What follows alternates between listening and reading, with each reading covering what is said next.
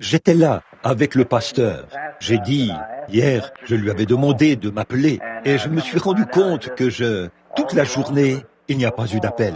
Et je me suis dit, eh bien, je me demande ce qui ne va pas. Quelque chose et tout est si calme. Et au bout d'un moment, Sir Wood est arrivé avec plusieurs messages téléphoniques. Mon téléphone était en panne. Donc, si quelqu'un d'entre vous a appelé, la ligne sonnait, mais l'appel n'arrivait pas jusqu'au combiné. Donc, le problème venait du standard. Ils ont résolu le problème vers 20 heures hier soir, ou peut-être un peu avant ça. Et le téléphone, bon, les appels passent maintenant. Nous sommes heureux d'être dans le service ce matin. J'ai attrapé un terrible rhume que j'attrape d'habitude lorsque je reviens à la maison. Je patauge dans la neige jusqu'à la taille et je passe la nuit à la belle étoile. Quand je suis loin d'ici, je n'y pense pas. Mais dès que je traverse cette colline là-bas, à New Albany, c'est tout ce que j'ai à faire. Descendre dans cette vallée et là, j'attrape un mauvais rhume. Et je ne sais pas, il y a quelque chose ici, dans la vallée, qui fait que c'est un endroit où la pression est basse. C'est une zone de basse pression, et ça ne me convient pas du tout. Bon, nous sommes heureux d'être à l'église, comme je l'ai dit, et d'entendre notre très bon pasteur adresser au Seigneur Jésus une requête en notre faveur. Et d'apprendre, c'est triste d'apprendre qu'il y a tant de malades et de gens qui ont des besoins, et de voir que le diable se déchaîne et qu'il rend tout le monde malade.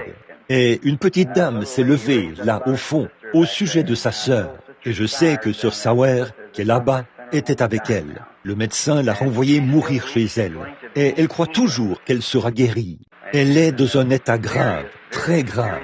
C'est pareil pour ma belle-mère, qui a maintenant 70 ans. Son état est très grave. Il y a certainement beaucoup de maladies dans la région. Et là, il y a un Saint-Esprit dans la région, vous voyez, qui guérit nos maladies. Si seulement nous pouvons trouver grâce devant lui. Bon, comme j'ai la gorge irritée, non pas irritée, mais j'ai la gorge à vif. Je ne vais pas essayer de prêcher. Je vais juste vous parler un peu en me servant de la parole. Puis je vais passer la prière pour les malades, ce que j'ai promis de faire. Mais juste avant de le faire, j'aimerais annoncer d'autres réunions. Pour ce qui est de mes réunions, j'ai eu un peu d'opposition, non pas de l'opposition, mais quelques malentendus. Bien des fois, je n'ai pas les moyens de diffusion pour annoncer mes réunions, comme beaucoup des autres frères sur le champ de mission en ont, comme des annonces à la radio, à la télévision, dans des magazines et ainsi de suite. De ce fait, eh bien, quelqu'un pourrait dire, Frère Branham sera ici. Là, rien qu'aujourd'hui, il était annoncé que je serai à 3 endroits cette semaine, à 3 endroits différents. L'un au Kentucky et 2 en Californie, pour autant que je sache. Et il n'y a rien qu'on puisse faire à ce sujet, parce que je n'ai pas de moyens de diffusion officiels, alors cela rend les choses un peu difficiles. Et oui, s'il y a ici quelqu'un qui vient des environs de Madisonville, dans le Kentucky, on avait annoncé que je serais là-bas la semaine dernière, et je n'en savais rien.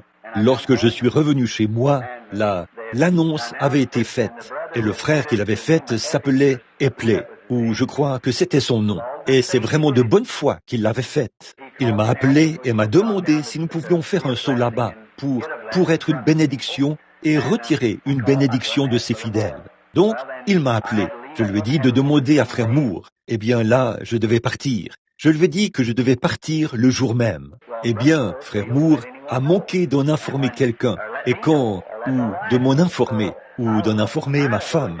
Donc, j'étais dans l'Idaho. Je venais à peine de rentrer, et cette série de réunions était déjà en cours. Alors, j'ai vu à ce moment-là qu'on ne peut pas être en Louisiane, et de là, organiser quelque chose qui se passe ici. J'ai donc décidé de m'occuper moi-même de l'organisation, de prendre moi-même les dispositions pour les réunions, au point que mes réunions je suis un peu... je ne sais pas. Je pense que la confession fait du bien à l'âme. Ne pensez-vous pas? J'ai vraiment laissé traîner ces choses. Je laissais n'importe qui, n'importe où, simplement laisser cela aller au hasard. Et je constate que ça ne fonctionne pas. Après un certain temps, il faut mettre sur pied un système pour cela. Et maintenant, j'essaie de prendre les dispositions nécessaires. Et j'irai rencontrer Madame Arnold. Il y a un homme ici, à Louisville, qui s'est montré très bon quand j'avais des réunions ici. Il s'appelle Frère Bourgum. Et il voulait que je vienne tenir un service pendant un soir ou deux. Dans le courant de cette semaine, j'irai voir son petit Teddy, je crois, Teddy Arnold. Puis, samedi et dimanche prochain, si je le peux, si le Seigneur le veut, je veux être à Madisonville. Il y avait 25 ou 30 ministres là-bas. Ils étaient tous assis là. Certains venaient, l'un d'eux, de 1000 ou 1100 kilomètres. Eh bien, aucun de nous n'était là. Donc, nous n'étions pas là. Et ce n'était pas ma faute. Mais c'est simplement dû à un malentendu ou au fait d'avoir négligé de l'appeler. Je m'efforcerai d'y être le week-end prochain, si le Seigneur le veut. Ensuite, du 5 au 6, je serai à Brooklyn, à New York. Et après cela, le 14, le 15 et le 16, je serai à Parkersburg, en Virginie occidentale. Je viens de faire ces arrangements hier soir et ce matin. Bon, il y a Charlotte, en Caroline du Sud, sur ma liste, mais je ne sais pas. Ensuite, les vacances viennent. Puis, nous irons sur la côte ouest, où on prépare une série de réunions dans une grande salle. Bon, ces réunions-ci sont de petites réunions qui se tiennent dans des écoles secondaires et des endroits de ce genre. Celle qu'on aura là-bas, sur la côte ouest, ce sera une réunion de 2 villes, une réunion conjointe de 2 villes, Oakland et San Francisco. Puis, la délégation de Phoenix, comme frère Roberts ne peut pas être là cette année. Je dois en quelque sorte prendre sa place à Phoenix, dans les réunions de toute la région de Maricopa. C'est un effort collectif. Et priez pour moi, parce que j'en ai besoin. Et je me rends compte que chaque fois que la foi s'installe, le diable braque tous les fusils de l'enfer là-dessus, comme ça, voyez-vous. Alors, ça rend les choses assez difficiles. Donc, ce matin, pour prier pour les malades, je veux lire un passage de la parole éternelle de Dieu et parler quelques instants en m'appuyant sur les Écritures et prier ensuite pour les malades. Oh, combien j'aime parler de lui. Pas vous? J'aime vraiment parler de lui. Maintenant, je veux lire un passage de la Bible dans 2 Rois, le chapitre 2, le verset 12, une partie de ce verset. Élisée regardait et criait, « Mon Père, char d'Israël et sa cavalerie. » Et maintenant, comme texte ou comme sujet, je veux parler sur un manteau de seconde main. Alors, puisse le Seigneur ajouter ses bénédictions alors que nous vous parlerons ce matin. Soyez en prière pour nous. Pendant cette période du règne d'Israël dans le pays, Israël était une nation. C'était une nation puissante. Et c'était une période assez paisible dans la vie militaire du pays. Mais pour ce qui est de la vie spirituelle, c'était un peu une période d'imitation. Et si nous regardons dans l'Ancien Testament, nous pouvons toujours trouver des exemples de ce qui se passe aujourd'hui. Toujours dans la Bible, les choses qui ont cours maintenant ne sont que les antitypes de ce qui était au commencement. Or, le livre de la Genèse produit tout ce qui existe dans le monde aujourd'hui. Il n'y a rien dans le monde qui n'ait pas commencé dans la Genèse, car c'est le commencement. C'est là que tous les ismes ont commencé. C'est dans la Genèse que tout ce qui a commencé a eu son commencement. Et la vraie Église a commencé dans la Genèse. Le faux croyant a commencé dans la Genèse.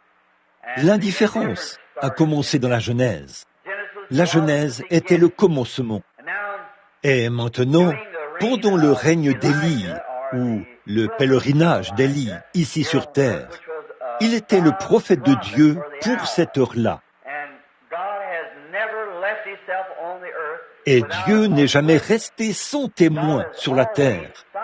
Dieu a toujours eu quelque part, en un lieu donné, quelqu'un sur qui il pouvait poser ses mains et qui lui servirait de témoin. Si donc il a fait cela depuis la Genèse, le commencement, certainement que quelque part, Dieu a un homme sur qui il peut poser sa main maintenant. Car il a plus d'un homme maintenant. Il a beaucoup d'hommes sur lesquels il peut poser sa main. Parce que nous en arrivons au temps du rassemblement, au temps de la moisson. La Genèse, c'était la période où la semence a été plantée, et ces 6000 ans ont été la période où la moisson venait à maturité. Et maintenant, la semence est devenue elle-même une semence. Elle est repassée de la semence à la fleur, et de la fleur au fruit. Et c'est maintenant le temps du rassemblement, le temps de la moisson. Toutes les grandes choses qui ont commencé, la vraie Église qui a commencé dans la Genèse, on est maintenant au temps du fruit, le fruit de l'Esprit. Et l'Antichrist qui a commencé dans la Genèse, on est maintenant à son fruit. Et nous vivons vraiment au temps de la fin de toute la dispensation de ce monde, là, de l'être mortel. Et nous sommes, c'est le temps le plus glorieux que quiconque ou que qui que ce soit dans n'importe quel âge ait jamais connu. C'est ce temps-ci, c'est un temps où on est secoué. Ce sont des temps difficiles pour les pécheurs, mais c'est un temps merveilleux pour les chrétiens, parce que nous savons que nous sommes en train de faire nos bagages, ou de déployer nos derniers petits efforts pour entrer à la maison et rencontrer le Seigneur. Bon, les gens aujourd'hui, lorsqu'on promène le regard et qu'on voit les gros ennuis et la détresse auquel la nation est confrontée, ou il y a quelques soirs, je parlais à quelqu'un, c'était un de ces agents de surveillance qui veille. Et il a dit, frère Branham, nous venons d'être chargés par le gouvernement de ne plus jamais conseiller aux gens de se coucher loin de la fenêtre, par terre, en cas d'explosion d'une bombe, ou de ne jamais aller dans un sous-sol parce que cette nouvelle bombe qu'il pourrait guider par ondes radio de Moscou à la 4e rue ici, à Louisville, pour qu'elle frappe directement là, dans la rue. La lancée, elle contient des choses, des explosifs, et on peut l'envoyer à tant de milliers et tant de milliers, guidés par les étoiles et par radar. Elle a largué exactement sur la 4e rue ici, à Louisville, depuis Moscou en Russie. Et une fois que cela frappera à cet endroit-là, nul besoin d'avion ni rien. Il suffit de la lancer à partir d'ici et elle atterrira exactement à cet endroit-là. Elle fera un trou dans le sol d'une profondeur de 53 mètres sur 39 km² à la ronde. 39 km². Il n'y a rien d'autre à faire que de se préparer à prendre un vol vers le haut. C'est la seule chose à faire quand ces temps viendront. Imaginez un peu, ils peuvent en larguer 50 ou 100 à la fois s'ils le veulent. Tout sera terminé en l'espace de, je crois qu'il leur faut 60 ou 80 minutes, ou quelque chose comme ça, ou secondes plutôt, de là-bas jusqu'ici, pour que tout soit complètement anéanti. Il ne resterait plus rien entre Louisville et Henryville, et entre Louisville et Bardstown, ou là-bas, si ce n'est un trou dans le sol rempli de poussière. C'est tout ce qui resterait. Et en plus de ces régions qui seraient touchées, des kilomètres et des kilomètres et des kilomètres seraient brûlés au-delà de cette zone. Et pendant qu'il y en a une qui tombe là-bas, une autre tombe quelque part ailleurs, en réponse à l'autre. Je suis si heureux que nous ayons un abri. Le nom de l'Éternel est une tour forte. Les justes s'y réfugient et se trouvent en sûreté. Peu importe le nombre de bombes ou quoi que ce soit d'autre, nous nous y trouvons en sûreté. Alors, pour le monde et le pécheur, qui n'ont pas cet abri ou ce lieu de sûreté, c'est un temps où on est secoué. Je crois que si je n'étais pas un chrétien, je deviendrais fou à penser à ce qui pourrait arriver d'un moment à l'autre. Et avec une maison pleine de petits-enfants et tout, je ne saurais pas quoi faire.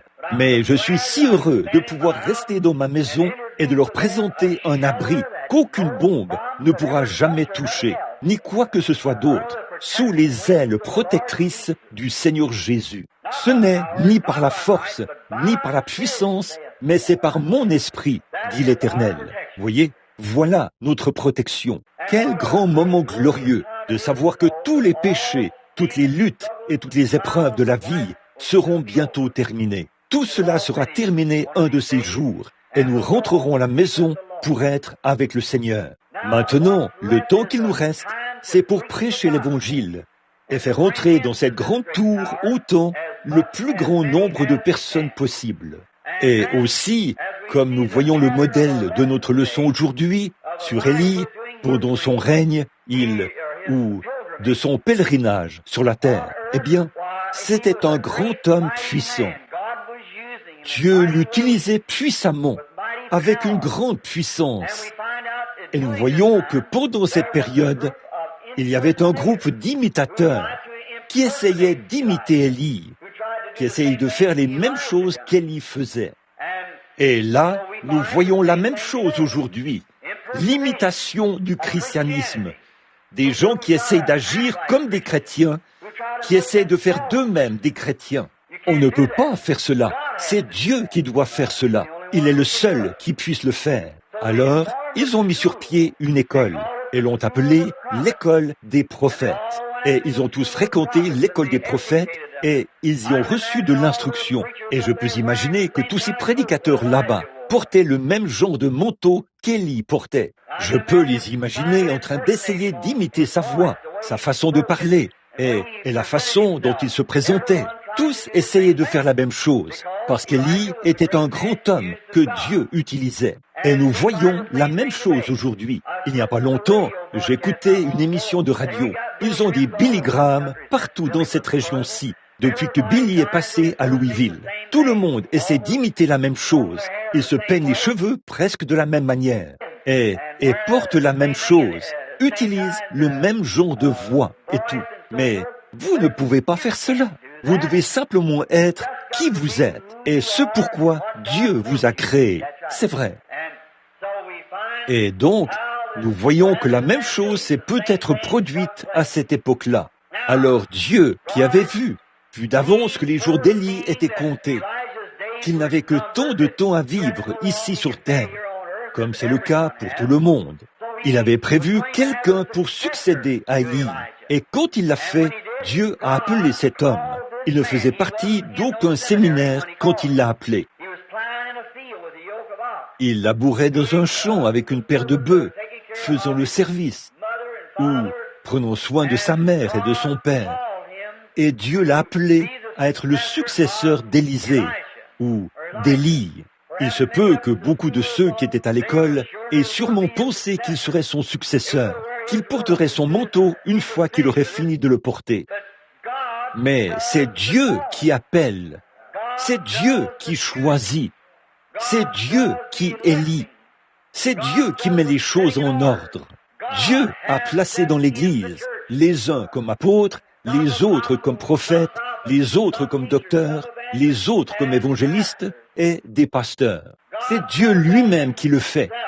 Nous ne pouvons pas rendre un seul cheveu noir ou blond. Et nous ne pouvons pas non plus ajouter une seule chose à notre taille par nos inquiétudes. Dieu, dans sa grâce infinie, par son élection et sa préscience, met toutes ces choses en ordre et chaque roue s'emboîte exactement comme il faut. J'aime ça. Je serais un homme découragé ce matin si je ne croyais pas à l'élection et à l'appel de Dieu.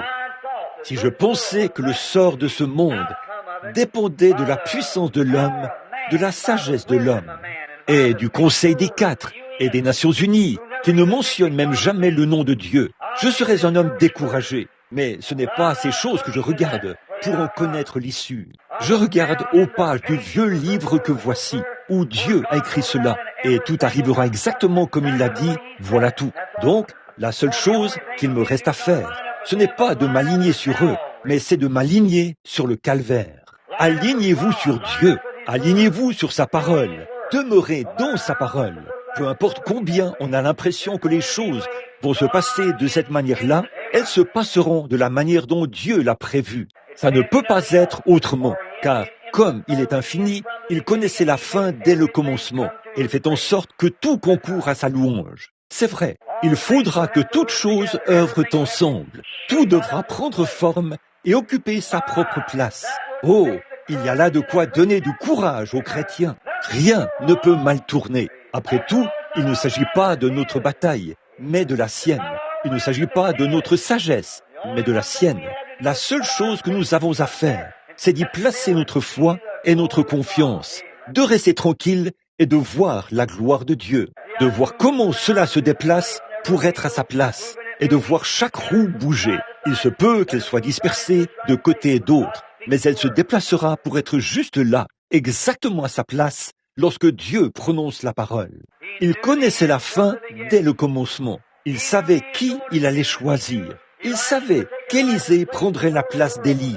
avant même que le monde soit formé. Tout doit fonctionner exactement comme il faut. Et nous nous inquiétons au sujet de nos bien-aimés et tout. Vont-ils jamais entrer? Si leurs noms ont été écrits dans le livre de vie de l'agneau avant la fondation du monde, ils iront tout droit là-dedans. C'est la seule chose qu'ils puissent faire. Nous rendons témoignage et nous faisons briller la lumière. C'est Dieu qui le fait, celui qui leur apporte cela.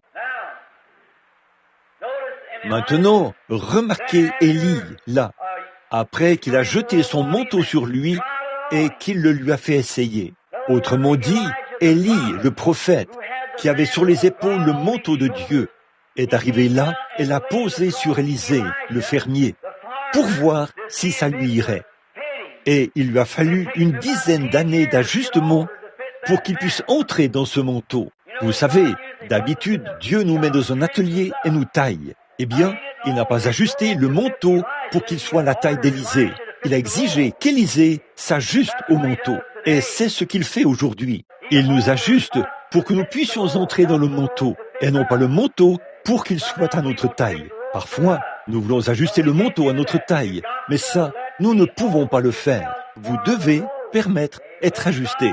Vous, pour que vous puissiez entrer dans le manteau. C'est le manteau de Dieu, et il a conçu ce manteau parfaitement. Et il doit nous faire entrer dans cette sphère-là pour que le manteau nous aille bien. Donc, nous ne pouvons pas être parfaits de nous-mêmes. Nous savons que nous ne le pouvons pas. Il n'y a aucun moyen pour nous de l'être. Et pourtant, il a dit que nous devions l'être. Donc, ce qu'il a fait, par contre, c'est qu'il a fourni une victime expiatoire pour nous, le Seigneur Jésus-Christ et sa justice. C'est par cela qu'on parvient à la perfection, ne tenir aucun compte de notre propre sainteté, ce que nous n'avons pas du tout, et de nos propres pensées, ce qui ne devrait pas être en nous, mais nous nous reposons strictement sur l'œuvre achevée du Seigneur Jésus. Dieu l'a envoyé sur la terre, et c'est en lui que nous nous reposons. Remarquez, pendant toutes ces années, pour autant que nous le sachions, il n'avait que ce seul baptême, ce manteau qui avait été posé sur lui. Mais au fil des années, Dieu avait façonné le caractère de l'homme pour arriver là où, après son appel, il entrerait dans ce manteau et serait le serviteur du Seigneur. Ainsi donc, quand Élie est passé, elle a jeté sur lui, puis qu'ils se sont mis en route vers Gilgal et sont allés à beaucoup d'autres endroits, à l'école des prophètes, qui étaient sur leur chemin, alors qu'ils poursuivaient leur voyage. Donc, finalement, Élie essayait d'amener Élisée à rebrousser chemin. Avez-vous remarqué cela? Il essayait de l'amener à rebrousser chemin. Il a dit, autrement dit, peut-être que le chemin est un peu trop difficile pour toi, fiston. Peut-être que c'est un peu trop étroit pour que tu puisses y marcher. Vous savez, là où se trouvait Élie, c'était un chemin droit. Et partout où un vrai serviteur de Dieu prêche l'évangile, c'est un évangile droit et sans mélange qui est prêché. Eh bien, un jour, il est allé à l'école des prophètes pour leur rendre visite. Et ils lui ont demandé de partir. Ils ont dit, c'est trop droit pour nous par ici. Ce dont nous avons besoin aujourd'hui, c'est qu'un évangile plus droit soit prêché, qui séparera le blé de la balle, ou le bien du mal, et qui appellera ce qui est bien, bien, et ce qui est mal, mal. Tous ces gens, malgré toute l'expérience qu'ils avaient, et tout ce qu'ils représentaient, ils ont envoyé chercher quelque chose à manger, et l'un d'eux est allé dans une vigne sauvage, et y a cueilli des coloquintes sauvages. Puis, il a fait cuire de la mort dans leur pot ecclésiastique. Et bien vite, ils se sont écriés, la mort est dans le pot. Mais Élisée, qui avait une double portion, savait ce qu'il fallait faire. Alors, il a jeté une poignée de farine dans le pot. Il a dit, maintenant, allez-y, mangez-en. Autrement dit, aujourd'hui, je dirais que c'est un type. Nous avons beaucoup de méthodistes, de baptistes, de presbytériens, de luthériens, de pentecôtistes et tout le reste. Tous entremêlés. Et ils se combattent les uns les autres. Nous n'avons pas besoin de nous débarrasser de toute la chose et d'éliminer tout cela. Ce qu'il nous faut, c'est une autre poignée de farine. Nous devons garder la même église. La farine provenait de la maison de cette même école. C'était l'offrande de farine que les gens avaient apportée. Les prémices de la moisson qui avaient été broyées avec une certaine meule qui rendait chaque grain identique. Ainsi, lorsque cette farine, qui était identique, était un type de Christ, la farine, c'est la vie. Et quand le type de Christ, la farine, est embroyée afin qu'elle soit identique, cela signifie Jésus-Christ est le même hier, aujourd'hui et éternellement. Et cette farine prise de l'offrande de farine, une fois qu'on l'a jetée là-dedans, mettre Christ dans la mort a produit la vie. C'est ce qui fait la différence dans nos formes mortes, dans nos différends, dans nos querelles ecclésiastiques et tout. Si seulement nous y introduisions Christ, cela changerait la mort et la séparation en vie. Si seulement nous le faisions. Il y a 19 millions de baptistes en Amérique. Il y a 13 millions de méthodistes en Amérique. Il y a 11 millions de luthériens en Amérique. Et 10 millions de presbytériens en Amérique. Et Dieu seul sait combien de catholiques qui sont plus nombreux que n'importe laquelle des dénominations. Mais malgré tout ça, qu'est-ce qu'il nous faut? Une poignée de farine. Nous devons apporter la vie à l'Église. Et Christ est la vie. Il est venu pour nous apporter la vie. Donc, ils avaient leurs litiges, et leurs écoles, et leur théologie, et ainsi de suite. Alors, Élie a dit à Élisée, « Tu ferais mieux de rebrousser chemin, parce que ce chemin est peut-être un peu difficile. Mais pour un homme de Dieu qui a déjà fait face à cela, ou sur l'épaule duquel le manteau de la justice et de la puissance de Dieu a déjà été jeté, ce n'est pas très facile de rebrousser chemin. » Quand j'ai entendu le pasteur dire ce matin beaucoup commencent à se décourager. Ce qu'il nous faut, frère, c'est de prendre courage. Ce qu'il nous faut, c'est d'être encouragé. C'est vrai, il se peut que des épreuves surviennent. Il ne nous a jamais été promis que nous serions à l'abri de ces choses, mais qu'il nous donnerait la grâce de passer au travers. Si la montagne est trop haute pour être franchie, trop profonde pour passer en dessous, trop large pour être contournée, il donnera la grâce de passer au travers de cela. C'est vrai, ne vous en faites pas du tout, mais gardez les yeux fixés sur Christ, car il est le seul qui puisse nous faire traverser. Bon, nous les voyons comme ils cheminent ensemble et arrivent à l'école. Il a dit, reste ici maintenant, demeure ici, installe-toi et sois un bon docteur en théologie, et ainsi de suite. Et un jour, tu deviendras probablement le doyen de cette université-ci. Mais moi, je dois aller encore un peu plus loin. Pouvez-vous imaginer qu'un homme de Dieu soit satisfait d'être doyen d'une université alors que la puissance de Dieu se trouvait juste autour de l'endroit où il se tenait? Non, monsieur. Il a dit, l'Éternel est vivant et ton âme est vivante. Je ne te quitterai point. J'aime ça. Tenez-vous-y, peu importe combien vous êtes découragé, même si ça vient de votre mère, de votre papa ou de votre pasteur. Restez avec lui. Ils ont poursuivi leur chemin jusqu'au Jourdain. Ils ont traversé le Jourdain. Et Élie a dit, maintenant, que veux-tu que je fasse pour toi? Il a dit qu'une double portion de ton esprit vienne sur moi. Il savait qu'il avait un travail à faire. Il a dit une double portion.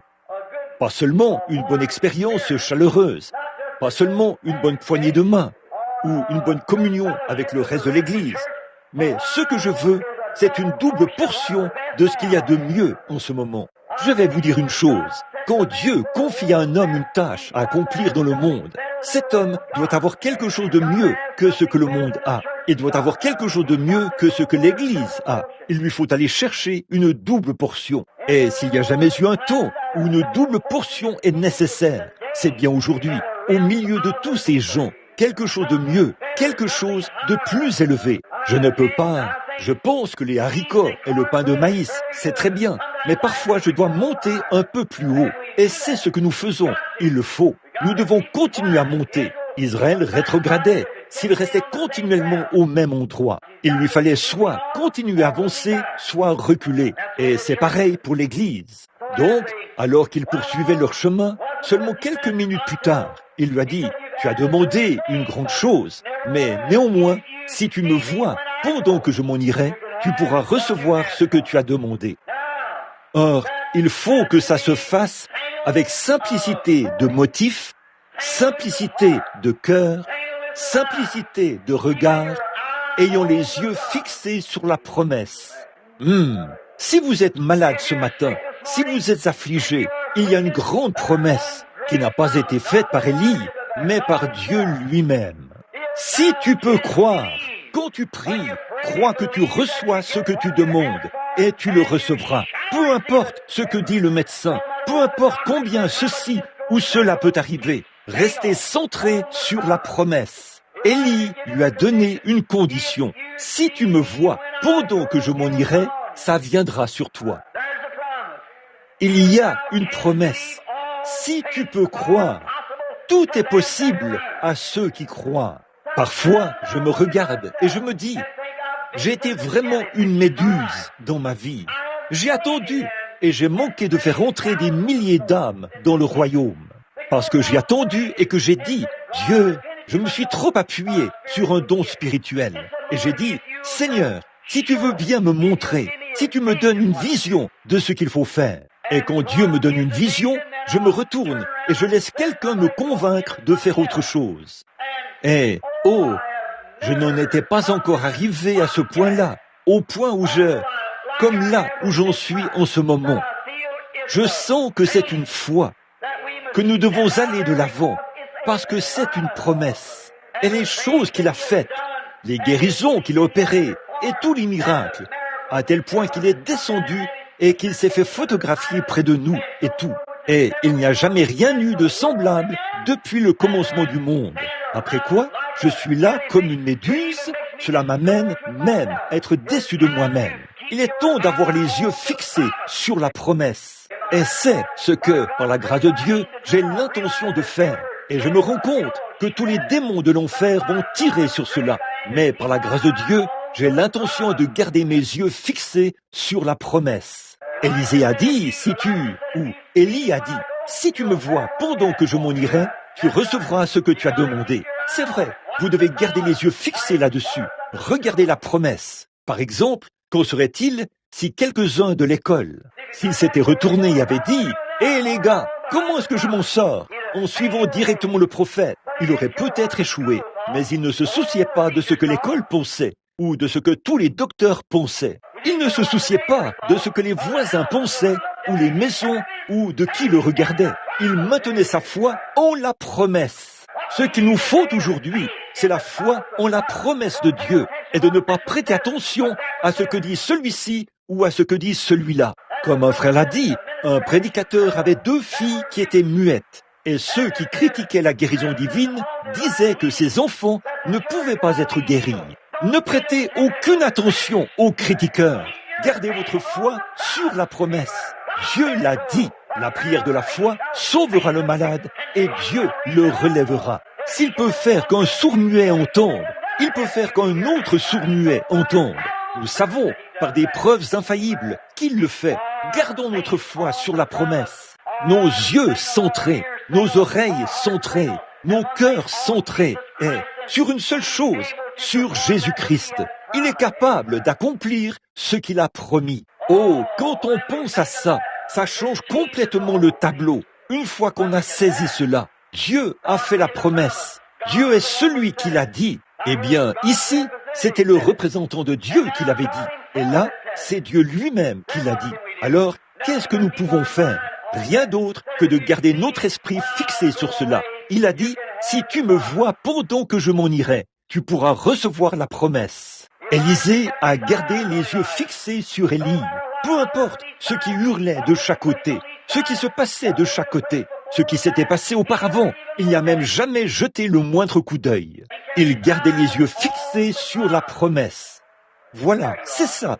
Vos yeux fixés sur la promesse. Je pense à la dame à qui nous avons rendu visite l'autre soir, Sœur Sauer. Le médecin lui disait combien son état était grave. Je ne le lui ai pas dit, je l'ai dit à un de ses proches. Combien il serait impossible qu'elle se rétablisse un jour. Alors, frère, son gendre m'a posé la question à ce sujet. J'ai dit, si elle peut garder les yeux fixés sur la promesse. Quoi qu'il arrive, gardez les yeux fixés sur la promesse. Il y a quelques semaines, Sir Wood, ici, et Frère Wood, 2 de nos amis intimes, ici à l'église. J'étais dans le Michigan avec mes amis Léo et Jean. Nous allions quitter la réunion de Chicago et nous étions partis avec certains de leurs fidèles pendant 2 jours, pour aller chasser le cerf avec des arcs et des flèches. Et lorsque j'étais sur le chemin du retour, ma femme avait pu me joindre et elle a dit « Prie pour la mère de Madame Wood. Un cancer lui a rongé le visage. » Et elle a dit « Je n'ai jamais vu Sœur Wood aussi inquiète. Elle pleure. » Sœur Wood a toujours été une héroïne de la foi, depuis que Dieu a guéri son garçon qui avait une jambe atrophiée et qu'il l'a guéri de la tuberculose, et ainsi de suite. Mais elle avait baissé les bras. Là-bas, dans la pièce, ce soir-là, nous avons prié. Quand nous sommes arrivés, Madame Wood a dit « Frère Branham, nous allons aller la voir. » Et nous sommes allés voir sa mère, qui était à Louisville. Elle avait eu un cancer sur le côté de son nez. Le médecin avait joué là-dedans et ça s'était propagé. C'en était au point où il ne restait plus qu'un petit cercle près de son nez. Ça s'était propagé jusqu'à environ 3 mm de son œil et il n'y restait plus que l'os. Cela l'avait rongé très rapidement. Je suis entré dans la chambre et je me suis agenouillé. J'ai dit « Je veux lui parler à elle seule ». Et je suis allé dans la chambre pour prier avec cette femme. Et pendant que j'étais dans la chambre, je me suis dit « Oh Dieu, si tu veux bien me donner une vision de ce qui va arriver à cette femme. » Monsieur et Madame Wood étaient assis à l'extérieur, attendant de voir ce que la vision allait dire. Mais pendant que j'étais là, je me suis senti condamné. Je me sentais condamné du fait que j'attendais une vision. Il semblait que quelque chose se rapportait au passé. Ce n'était pas l'appel. Pourquoi as-tu besoin d'une vision alors que la promesse a déjà été prononcée? Alors, je me suis agenouillé et j'ai prié. Et pendant que je priais, quelque chose s'est simplement ancré à l'intérieur. La foi de la promesse. Je suis sorti et Madame Wood, quand je lui en ai parlé, elle a dit « Avez-vous vu quelque chose, Frère Branham ?» J'ai dit « Je n'ai pas précisément vu quoi que ce soit, mais j'ai ressenti quelque chose qui m'a dit que sa promesse était vraie et qu'il va l'accomplir. Et je crois qu'il va l'accomplir. » Et moins de 24 heures plus tard, l'extrémité de ce cancer a commencé à se détacher et une cicatrice s'est formée sur cela. Les cancers ne se cicatrisent pas, comme vous le savez, à moins qu'ils soient morts. Donc, voilà, c'était là. Et cette femme est guérie. Et elle est chez elle. Quel Christ merveilleux! En gardant nos yeux fixés sur la promesse. Dieu l'a dit. Mais parfois, quand on prie pour nous, nous repartons en disant « Eh bien, ça ne s'est pas produit sur le champ. Alors, peut-être que nous ferions mieux de revenir. » Oh non! Gardez vos yeux fixés sur la promesse. Dieu l'a dit, ça règle la question. C'est tout. Si Dieu l'a dit, c'est qu'il est capable de tenir sa promesse. Sinon, il ne ferait jamais la promesse. Abraham a appelé les choses qui n'étaient pas comme si elles étaient. Et pendant 25 ans, il a tenu bon face à l'impossible, parce qu'il estimait que Dieu était capable d'accomplir ce qu'il avait promis. Amen. Et nous sommes les enfants d'Abraham par la foi. Certainement qu'Élie avait les yeux fixés ou Élisée sur Élie, pendant qu'ils poursuivaient leur chemin. Et au bout d'un moment, le char est venu et les a séparés, l'un d'un côté et l'autre de l'autre. Puis il a emporté Élie. Il est monté sur le char et est monté en haut. Puis il a ôté son manteau de dessus ses épaules et l'a lancé à Élisée. Car Élisée avait grandi au point de s'ajuster au manteau, vous savez, alors il lui allait bien. Pouvez-vous imaginer? Oh, je veux que vous m'accordiez toute votre attention, alors que je sens ma gorge me chatouiller. Je veux vous demander quelque chose. Pouvez-vous imaginer comment Élisée s'est senti lorsqu'il a ramassé ce manteau et qu'il l'a placé sur son épaule à lui? Oh, quelle sensation! Je ne veux pas que ce soit quelque chose de personnel, mais il y a environ 10 ans, j'ai prêché un sermon derrière cette chaire. David, le guerrier avec une fronde à la main, et Goliath qui se trouve devant lui. À cette époque-là, aucune campagne de guérison ne se faisait nulle part sur le champ de travail, à notre connaissance. Et oh, comme les gens étaient critiques à l'égard de la guérison divine. Mais il s'était passé quelque chose après avoir rencontré un être. Et les pasteurs me disaient que je perdais la tête, que cela n'était pas possible. Mais derrière cette même caisse, ici, j'ai prêché sur David. Il avait dit, vous n'allez pas me dire que celle-là, les armées du Dieu vivant, vont laisser ce Philistin incirconcis défier cette armée? Un petit gars aux épaules tombantes, aux cheveux bouclés, vêtu d'un manteau en peau de mouton, une fronde à la main, alors que toute l'armée d'Israël avait battu en retraite. Et lui, tout seul, s'est avancé contre un homme qui avait une lance longue d'environ 6 mètres et dont la pointe pesait plusieurs cycles, peut-être 9 kilos d'acier, aiguisé, une lance de 6 mètres. Il avait des doigts longs de 35 centimètres. Et David, qui pesait probablement 40 kilos, était là, à sautiller comme un petit coq nain, et disait « Vous n'allez pas me dire, oh là là, que vous allez permettre à ce Philistin incirconcis, s'il reste à sa place, eh bien qu'il y reste. Mais là, il défie les armées du Dieu vivant. Oh là là, quel héros!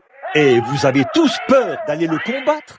Il a dit « Laissez-moi l'affronter. » Oh là là, il a dit « Le Dieu du ciel m'a permis de tuer un lion avec une fronde. Il m'a permis de tuer un ours avec une fronde.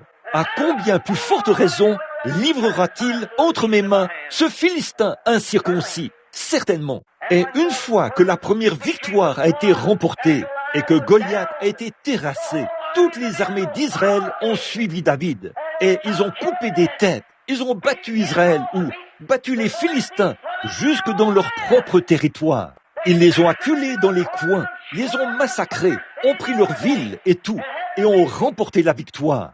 Frères et sœurs, la même chose a été faite dans le domaine du surnaturel.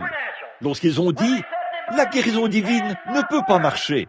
Les jours des miracles sont passés. Si les jours des miracles sont passés, les jours de Dieu sont passés. L'Église qui ne croit pas au surnaturel finira par mourir. Et Dieu quittera cette Église. Forcément. Et Dieu a fait la promesse. Et les promesses de Dieu sont éternelles. Ici, il y a quelque temps, lorsque des jeunes filles manipulaient du radium, elles trempaient cela là-dedans et peignaient les aiguilles des montres.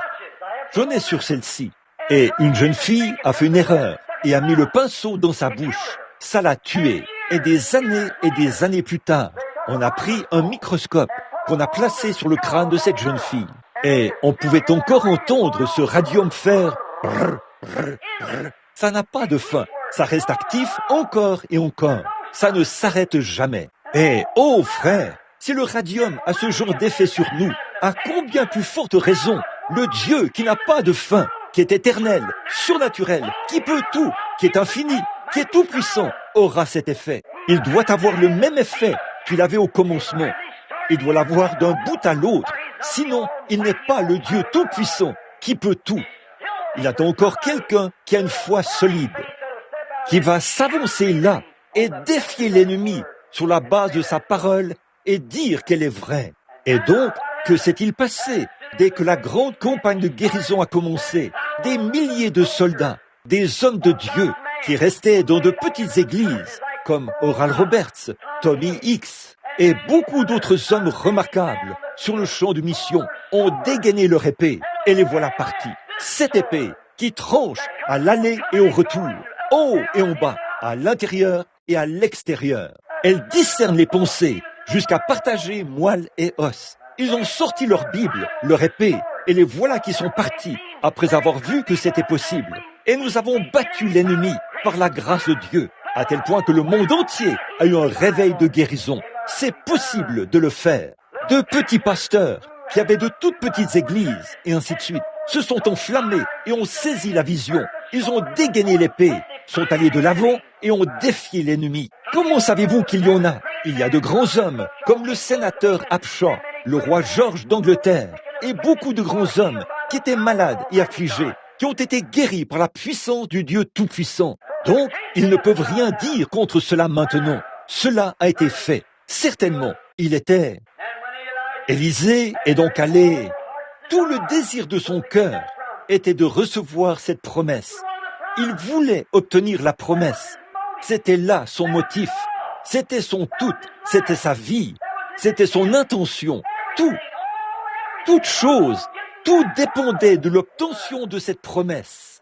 Je suis porté à croire que nous ne sommes pas sincères par rapport à cette chose dont nous parlons. Si votre seule motivation ce matin repose sur le fait de donner gloire à Dieu pour ma guérison, je suis bien décidé à être guéri par la puissance de Dieu. Je suis bien décidé à mener une vie chrétienne. Je suis bien décidé à marcher en paix avec Dieu. Je suis bien décidé à le faire. Peu m'importe ce que maman dit, ce que l'Église dit, ce que le pasteur dit, ce que n'importe qui d'autre dit, ce que le monde dit. Je suis bien décidé. Voilà la simplicité de mon cœur. À ce moment-là, vous arriverez à quelque chose.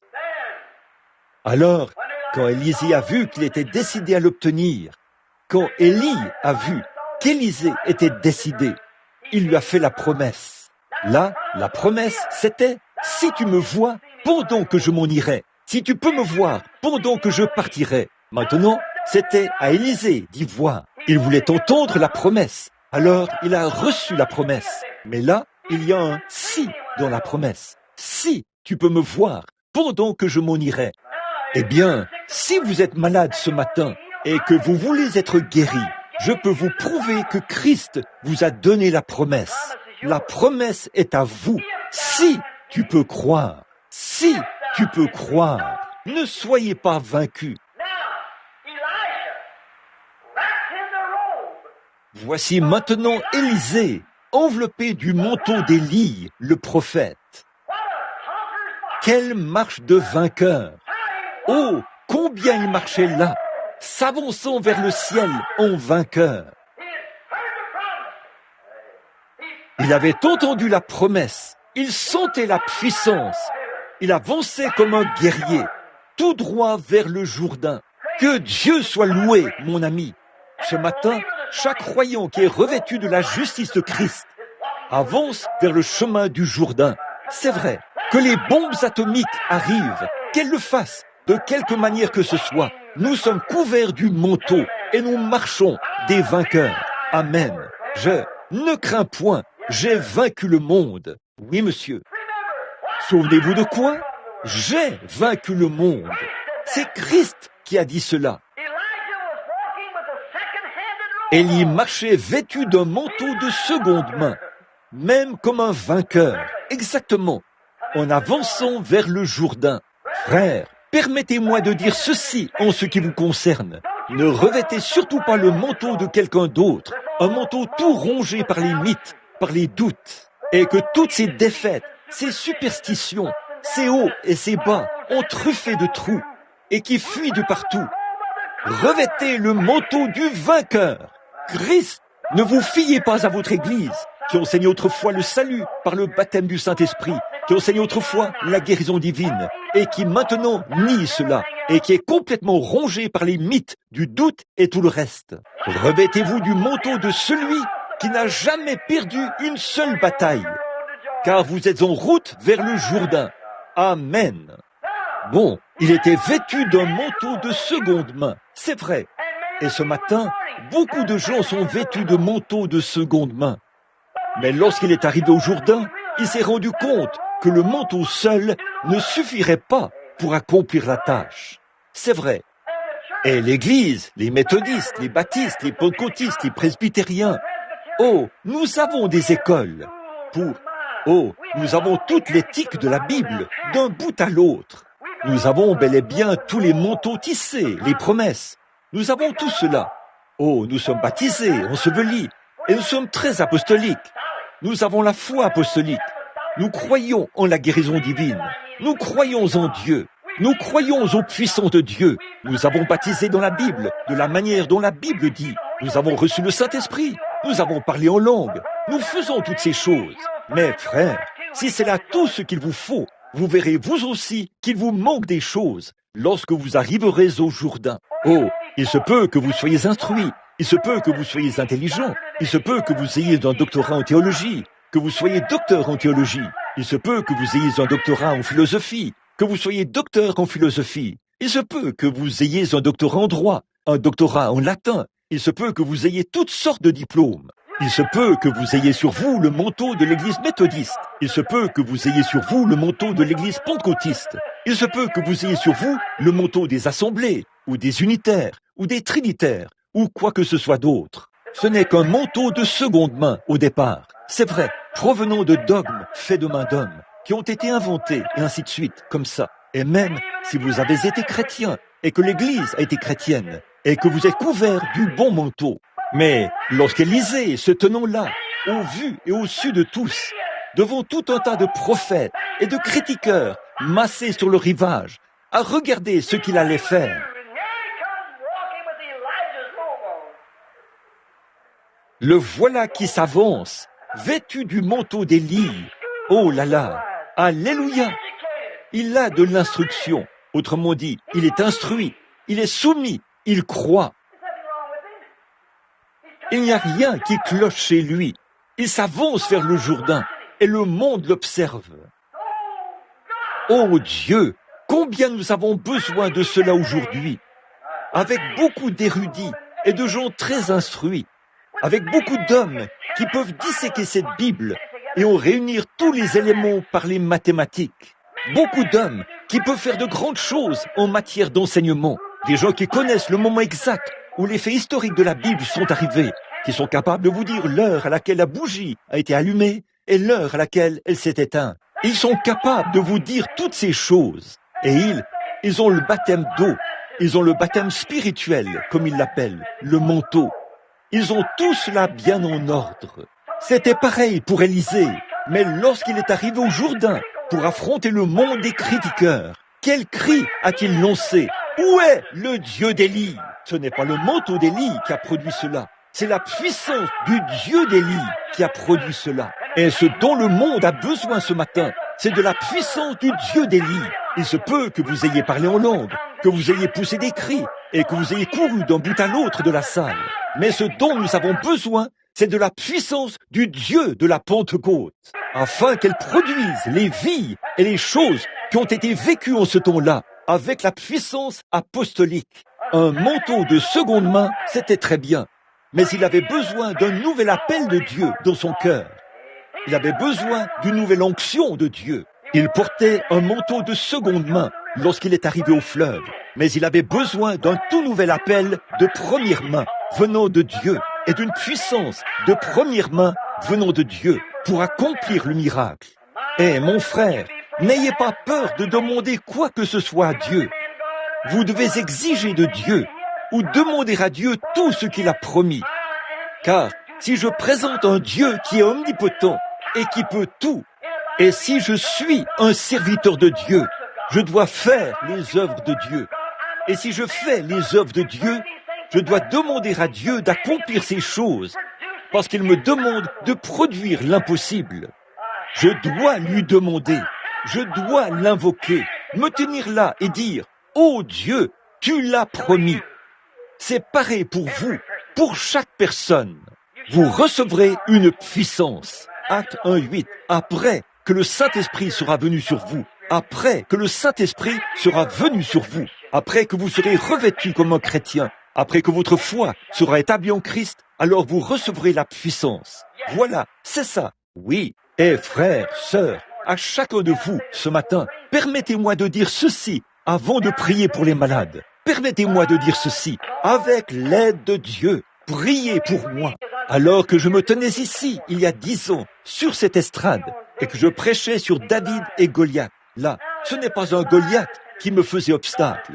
Dieu l'a tué devant moi. Mais ce qui me faisait obstacle, c'est un manque de foi, le manque de quelque chose que je savais être là. Et je m'écrie de nouveau devant ce petit tabernacle ce matin. Où est le Dieu qui a fait cette promesse? Où est le Dieu qui m'a rencontré avec ceci là-bas? Viens, ô Dieu, et donne-moi du courage. Donne-moi de la force. Donne-moi un esprit déterminé, quoi qu'il arrive. Que ça semble sombre ou que ça semble, quelles que soient les apparences, que j'aille de l'avant.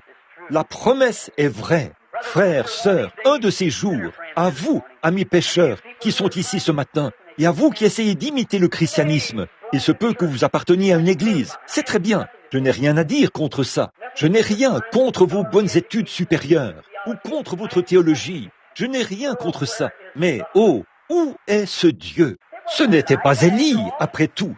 Ce n'était pas Élie qui avait ouvert ce fleuve. Ce n'était pas son manteau. Élisée l'avait pris de son épaule. Il l'avait replié exactement de la même manière qu'Élie l'avait fait. Mais lorsqu'il a essayé de l'agiter, il n'y avait pas de puissance là-dedans. Alors il s'est écrié, sachant que Dieu était quelque part. Où est ce Dieu? Où est-il? Alors quelque chose a dû frapper le prophète, car il a agité ce manteau et a frappé l'eau, et elle s'est ouverte de part et d'autre. Et devant le clergé de ce jour-là, devant les critiqueurs de ce jour-là, il a traversé le Jourdain, exactement comme Élie l'avait fait avant lui. Nous n'avons pas besoin des enseignements, nous savons cela, mais nous avons besoin du Dieu d'Élie. Nous avons besoin que la puissance du Dieu d'Élie revienne dans notre Église. La puissance de faire en sorte que cela s'ancre et de déclarer que la parole de Dieu est vraie, envers et contre tout. Et nous tous qui sommes ici ce matin, en tant qu'êtres humains, nous sommes en route vers le Jourdain. Et une fois qu'il est arrivé au Jourdain, vous arriverez là-bas, un de ces matins ou un de ces soirs. Lorsqu'il est arrivé au Jourdain, il marchait comme un vainqueur. Mais lorsqu'il est arrivé au Jourdain, c'était là la différence. Il était vêtu d'un manteau de seconde main. Un autre homme l'avait porté. Mais c'était un bon manteau. Et il savait qui était l'homme qui avait porté ce manteau. Frères, sœurs, un de ces matins, je dois arriver au Jourdain. Je réfléchissais. Cet après-midi, nous irons chez frères et sœurs Wright. Ne les oubliez pas, ce sont leurs noces d'or. Je crois que l'église, ils auront un dîner avec eux. L'autre jour, je me disais, 50 ans, et je les vois tous les deux qui sont bien avancés en âge et fatigués. Je me suis dit, oui, j'ai 47 ans. Ils se sont mariés juste 3 ans avant ma naissance. 47 ans. Je m'avance vers le Jourdain. Je vais forcément descendre là-bas. Je vais forcément aller là-bas. Je vais arriver là-bas. Il se peut que ce soit par un accident de la route. Il se peut que je tombe d'en haut d'un avion. Il se peut que je sois percé d'une flèche du diable quelque part et que je meure. Je ne sais pas comment je partirai, mais je sais une chose, c'est que je partirai et j'avance vers le Jourdain. Mais quand j'arriverai là-bas, je veux savoir une chose, que moi aussi, je suis vêtu d'un manteau de seconde main. Je ne me fie pas au mien, parce qu'il ne vaut rien. Car dès qu'Élisée a ramassé le manteau d'Élie, il a déchiré le sien et l'a jeté par terre. Et c'est ce qui s'est passé quand j'ai trouvé Christ. Je me suis déchiré moi-même. J'ai déchiré mes propres idées, mes propres absurdités, mes petites choses insignifiantes. Quand j'étais un jeune prédicateur baptiste, je pensais que j'étais presque aussi, que j'étais quelqu'un. Mais j'ai déchiré cela. J'ai revêtu son manteau.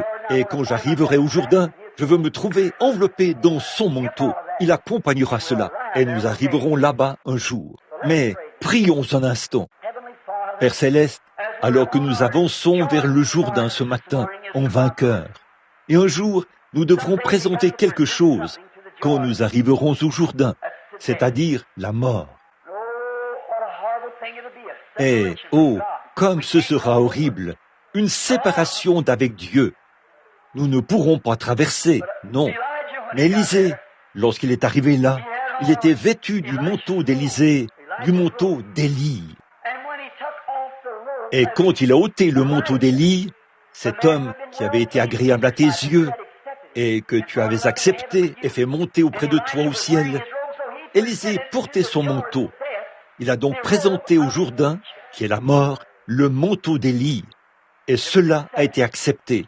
Le Jourdain s'est ouvert et il a traversé. Dieu bien-aimé, un de ces jours, nous descendrons forcément là-bas. Nous ne pourrons pas présenter nos bonnes œuvres. Nous n'en avons aucune. Il n'y a rien au monde que nous pourrons présenter. Je ne désire même pas essayer de présenter quoi que ce soit, mais je fais strictement confiance au mérite de Jésus. Tu l'as accepté et tu l'as ressuscité des morts.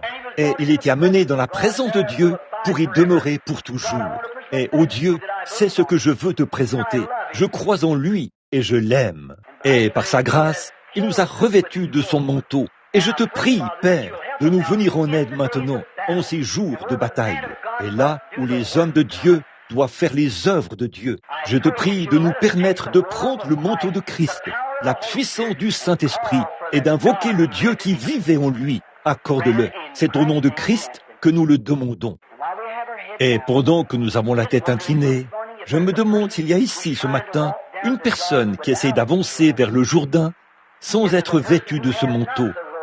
S'il y a une personne qui n'a pas sur elle le manteau de Jésus-Christ, quoi qu'il ait été porté une fois par le Fils de Dieu, je me demande si vous n'en êtes pas vêtu ce matin, si vous voudriez bien lever la main vers Dieu et dire « Dieu bien-aimé, en cette heure, je veux l'accepter maintenant. » Que Dieu vous bénisse, madame. Quelqu'un d'autre voudrait-il lever la main? Que Dieu te bénisse, fiston. Quelqu'un d'autre voudrait-il simplement lever la main? Que Dieu te bénisse, petit garçon. Que Dieu te bénisse, jeune homme. Quelqu'un d'autre voudrait-il lever la main? Que Dieu vous bénisse, là, au fond, monsieur. Dites simplement, avec l'aide de Dieu, ce matin, je veux renoncer à ma propre justice, à mes propres idées, à mes pensées, des plaisirs et des moments où on se paye du bon temps, et le péché dans lequel j'ai vécu. Et je veux que Christ me revête de son manteau ce matin, de sorte que j'utilise son manteau. Je sais que c'en est un qui est parfait. Que Dieu te bénisse, fiston. Quelqu'un d'autre veut dire, je vais simplement lever la main et dites, je veux maintenant accepter le Saint-Esprit dans ma vie. Je veux être revêtu de sa justice. Lorsque j'arriverai là-bas ce jour-là, je ne me présenterai pas en disant, eh bien là, tu sais, j'ai acheté du charbon à quelqu'un, j'ai fait ceci, c'est gentil, c'est très gentil, mais ça, quelque chose a dû mourir pour que vous puissiez vivre, et ce n'est que par cet acte que vous pouvez être sauvés. Voulez-vous lever la main pour dire, ô Christ, je renonce maintenant à ma propre voie, j'accepte ta voie, je veux que tu sois miséricordieux envers moi quand j'arriverai au bout du chemin. Très bien, que Dieu vous bénisse, madame, que Dieu vous bénisse. Très bien. Maintenant, nous allons prier. Maintenant, Père Céleste, toi qui es juste, il y a 7, 8 ou 10 mains qui se sont levées. Je ne connais pas leur statut. Tu sais tout à leur sujet. Je n'en sais rien. Mais ils sont dans le besoin aujourd'hui. Ils sont conscients qu'ils sont dans le besoin. Et ils sont prêts à venir accepter de l'aide au temps de la détresse. De voir cela, cette grande heure qui est proche maintenant. Les bombes atomiques, les grandes choses qui nous attendent. Et je te prie, Père Céleste, de bénir ces gens et de poser aujourd'hui ta main sur eux et d'ôter toute leur iniquité et tous leurs doutes.